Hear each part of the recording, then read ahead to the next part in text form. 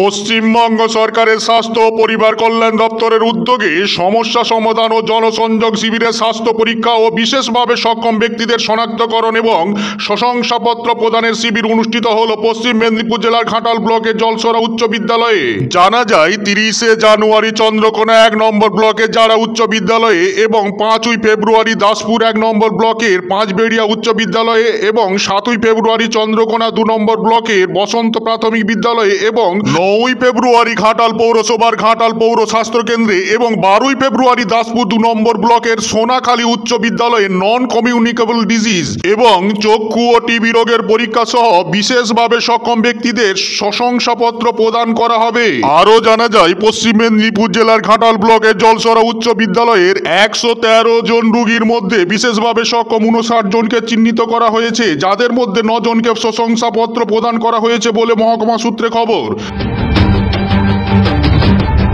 আপনারা দেখছেন বিকাশ চ্যানেল, আমি আপনাদের সঙ্গে সানিজুল হক।